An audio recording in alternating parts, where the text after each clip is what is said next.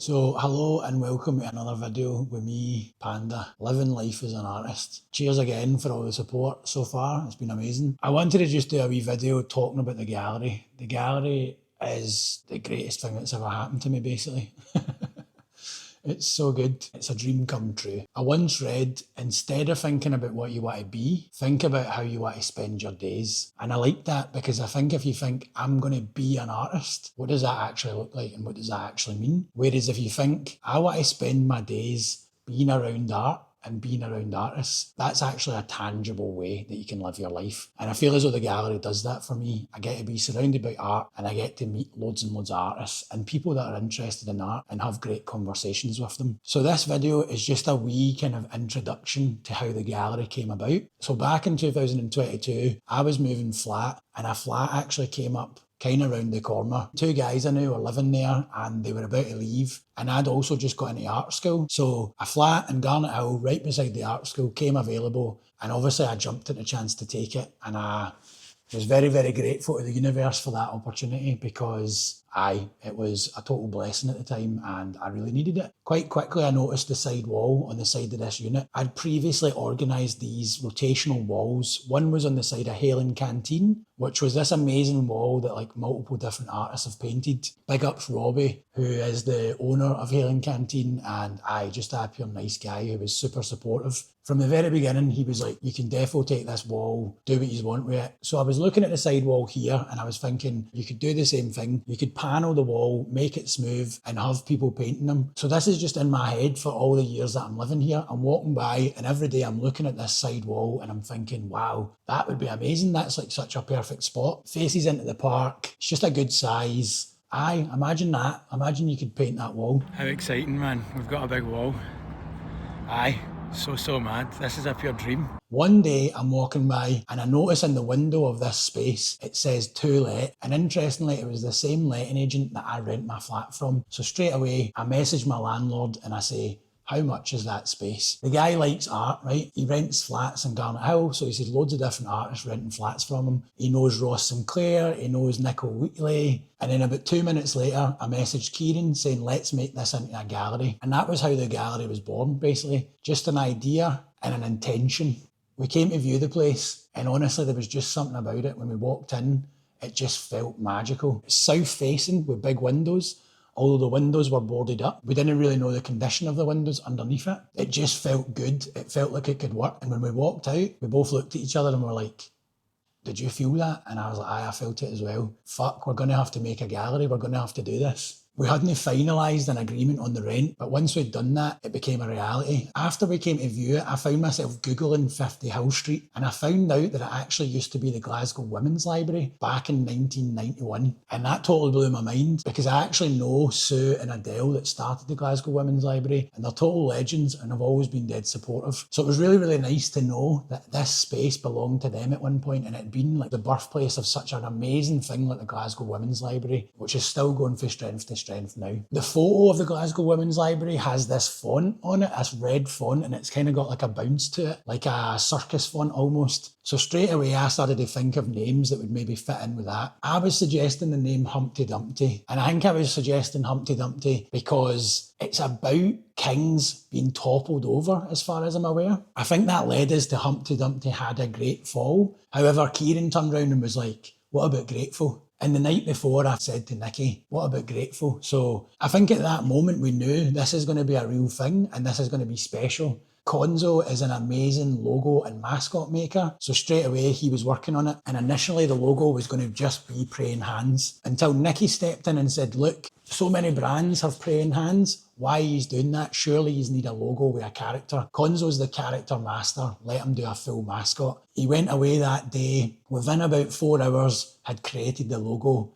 The cosmic egg, which we didn't actually really know about, but it's an archetype that came to him in a vision, basically. And we now have an incredible logo. We also decided that we were going to try and crowdfund the gallery. The rent was cheap enough, but we also knew that to be sustainable, we'd need to get a wee bit further ahead than we'd probably be able to do on our own. And the financial pressure would probably create quite a lot of stress for us. And I think that that was something we wanted to avoid. We didn't want to have a financial pressure straight away if we could avoid it. There was also things like the window needed replaced, we needed new lights. We wanted to get the floor sanded. There was just a bunch of stuff needing done. So we put the call out on Instagram and thankfully people came through for us. I know that I was saying in that previous video that there's no money on Instagram, but what there is on Instagram is there's community. And that community really, really supported us. It was actually incredible. I've never really experienced anything like it before, but I think because I was doing the videos every single day, I was giving that freely to the community. When we asked for some help, the community was like, aye man, we're backing you guys. So big ups to everybody that put money into that crowdfunder, because we now have this beautiful gallery and aye, it's just been incredible. So can't thank yous enough. We got the keys, which was quite a surreal experience, and the journey was beginning. It went from an idea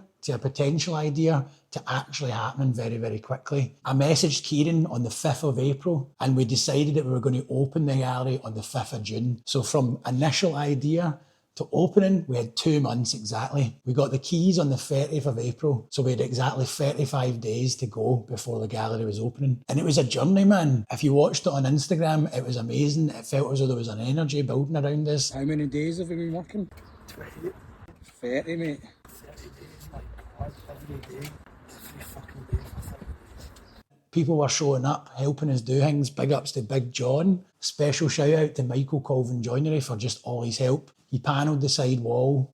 He did so much stuff. Without Michael Colvin Joinery, this place wouldn't exist. Also, special shout out to Ricky the electrician. Another massive, massive help. Big ups to Community Council for getting us the plants outside as well. And there's probably so many people that I'm forgetting. Just people that showed up and gave us their time, pitched in with the painting, pitched in with the tidying, all these different things. I think there's just something about when you commit to something and you decide you're going to do it, people seem to get around you. If you've got a vision and you've got an idea and you want to try something exciting, people will kind of try and get involved and support it. And I guess that's what I'm trying to recreate with this YouTube channel, is just kind of build on that momentum and build on that feeling of building towards something. It was incredible. It was just such a magical process. I remember the day that we first got power and the lights came on for the first time. I was honestly so buzzing.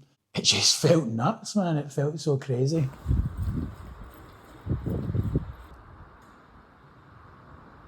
Buzzing is an understatement. Yeah, bye.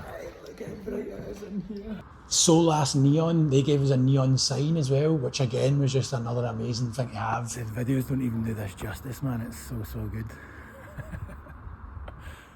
Oh man, it's just a pure amazing light, man.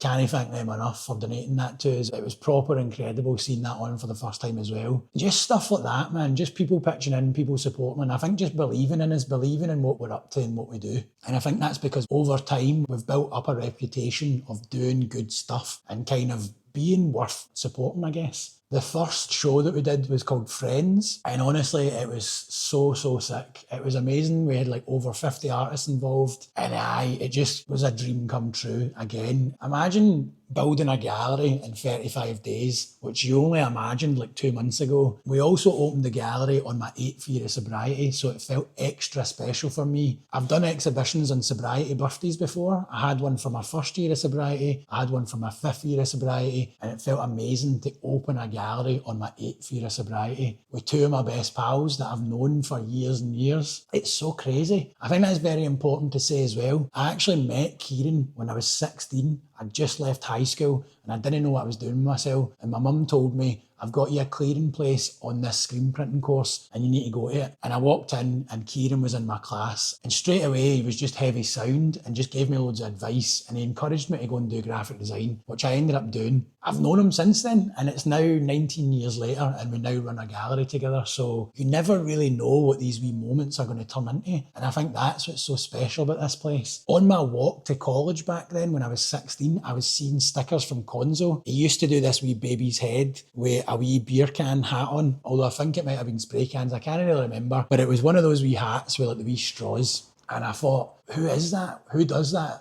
I'm so intrigued by these stickers. And then I found out it was Konzo, and I just fell in love with his work straight away. He's always been one of my favourite artists because his characters and his mascots and just his kind of street art work and mural work is incredible. He's a genius, basically. If you don't know who Konzo is, I would highly recommend you go on his Instagram and look at all the work he's made. Totally amazing. Same with Kieran. They're an art duo. They make work together and it's flawless. Kieran on his own is an amazing sign writer, does amazing work with type, and basically just a pure amazing graphic designer as well. although I think prefers to just paint signs now and make artwork, which having a gallery is a great place to do that now. The gallery for a lot of people maybe just seemed as though it came out of nowhere, which it kind of did, but I'd also been working at my stall in the Barras for like 2.5 years by the time we opened, and I think that made me grow kind of gradually. When I first started the Barras, I didn't really have anything in it. It's kind of mad when I think back to opening, and I think I had like 2 prints and 1 t-shirt, and it was just an empty stall. I've just realised I should probably have put myself, just for the sake of having some photos, I probably should have done this whole thing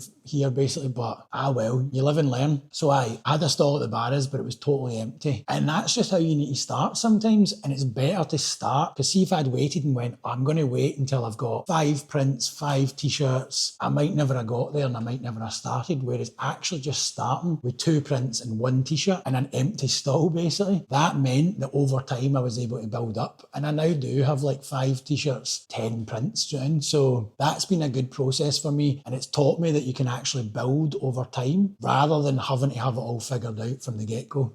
The gallery has just been incredible. Our second show in July was a solo show from Smug, which again was just a massive, massive honour. Smug's like probably the best mural painter in the whole entire world. He lives in Glasgow and we've known him for years and years. And the fact that he was willing to put an exhibition on in our gallery the second month we were open was just a massive, massive cosign, and we can't thank him enough because it was a total honour, and it was really great getting an insight into his process. He had to take some time off this massive gable end he was painting down at the Social Hub to actually come and work on the show. Again, who does that, man? But he did it for us and it means so much, so big up Smug. The next show we did was another group show called Cutting It Fine. That was amazing as well. Probably one of my favourite shows because I love cutouts. It was just amazing to see all the different artworks, and everybody just brought their A game. It was so class. We then had Michael Skeen having a solo show. He's personally one of my favourite artists, and that show was just incredible because Michael was working a lot outside, but it was amazing to see him bring his work inside and how he kind of married those two things together. After Michael, we had Sean Devaney, who is another Paisley boy and an amazing mural painter.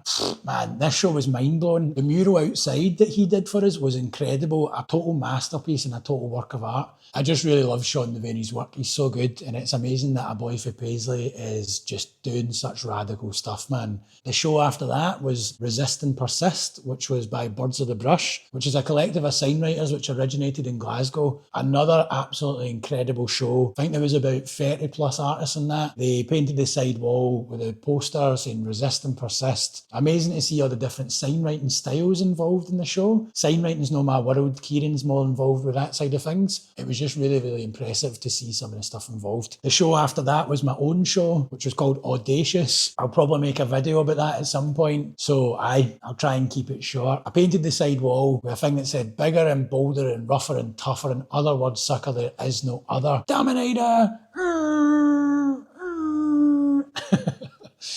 And that basically just came to my mind because I like songs that make you feel hype. I've got these wee songs that are like hype songs, and that song kind of felt as though it embodied the ethos of the show, which was basically about being audacious. The show that's happening right now is called Jolly Good Group Show, and we have about 50 artists involved. It's a Christmas show. You can come along, you can buy a bit of artwork, you can take it away with you. So I feel as though that's the gallery. I would like to chat some more about the process of building the gallery. I feel as though it's not very often that you actually get to make memories. Sometimes you're just going through life, especially with work. It's not often that something memorable happens in work, I would say. But thankfully, we're doing something that we're passionate about. And it means that we are kind of making like core memories as we're doing these things. There's definitely something magical about starting something that feels like a dream and then actually making it happen. I think most times you just dream these things and you never actually put any action in. And I've kind of lived my whole life like that, to be honest. I've always dreamt of doing things, but I've never really followed through. And I think that's a bit of a shame, and it's quite annoying because if you're able to actually follow through and just try and just put one foot in front of another and keep going, often things can actually happen quite easy. And it's not that they're easy. It's just that they're not as hard as you thought they were going to be. The momentum builds, and things just come together. It's kind of crazy. As I'm saying that, it's not going to just happen overnight. As I said, I met Kieran 19 years ago. So my whole life has been building to this point, and it built very, very slowly, mainly because I got mad with it for like 10 years. So I met Kieran when I was 15, and see, when I was 17, I started to get heavy on it. And that was my life for those 10 years, was just getting wrecked and not really able to apply myself in the way that I'm able to apply myself now. And see, to be honest, I still struggle with applying myself. I've not cracked it, but I've definitely found more kind of self-belief and more agency and just more confidence in trying things and taking risks. Because I think that was always a big thing for me, is I was kind of terrified to even try. And I was kind of terrified that I was just going to fail. And so kind of what's the point in trying if you just think you're going to fail? I also think that I felt life was really unfair before and that I was never really going to amount to anything. So it didn't really make sense to give my effort to things. I kind of believed that the game was rigged and people like me couldn't do things like this. People like me couldn't just open a gallery. They especially couldn't open a gallery in Garnet Hill right beside the art school. I can see the art school from here. I can also see St Aloysius School. It feels a bit mental that a wee guy for a scheme in Paisley is able to be sitting here right now, surrounded by art. This wasn't the life I was supposed to live, which is actually one of the things that I included in my exhibition Audacious there. I included that because I think often we believe something about ourselves, which isn't necessarily true. We have some kind of self-limiting belief. It says, you're not allowed to do this. You can't make it happen. This isn't your life. Don't even try. Because if you try, you're going to fail and it's going to be embarrassing and people are going to laugh at you. So just don't even bother trying. Do you know what you should do instead? You should just sit and get mad with it. And you can sit and have all these dreams in your head and you can tell everybody what you're going to do, but don't actually do them because that would be terrifying and that would be scary. So just kind of stay in the pub or just stay in the club or just stay in the after party. Just stay in the gaff, do you know what I mean? Don't actually try and do anything that you want to do. That would be dangerous. What you should do instead is just stay small. Don't take any risks, because if you take risks, it'll go wrong. And I think that's a shame, but I also think it's something to do with being working class, because see, when I was growing up, I think I kind of learned it's not actually safe taking risks because I don't have much money. So if I mess this up, what am I going to do? I also think that when you grow up in a scheme, people are kind of watching what you're doing and people will tell you if you look stupid. Do you know what I mean? People will point out if you're doing something that they think is stupid or uncool or gay. Basically, do you know what I mean? They'll say that is gay. Why are you doing that? What are you up to? Why are you doing that? So see, when I got a skateboard, I used to get chased about, man. I used to get chased about my scheme and I was different. And I think I was just like, I want a skateboard, but I also don't really like being different. But see, when I started smoking weed, I was kind of like, oh, you smoke weed, I smoke weed, so right, cool, we can be pals. You don't need to chase me because I'm actually all right because I smoke weed. And I think I felt a bit safer once I started doing that. So it's funny now, I don't have that safety net of being stoned or being drunk. I have managed to build a wee safety net when it comes to money. Since I got sober, I've managed to save a wee bit of money. I've also managed to leave the jobs that I used to work. So the jobs I used to work were I was working in a bar when I got sober. I used to work for a housing association clearing out houses.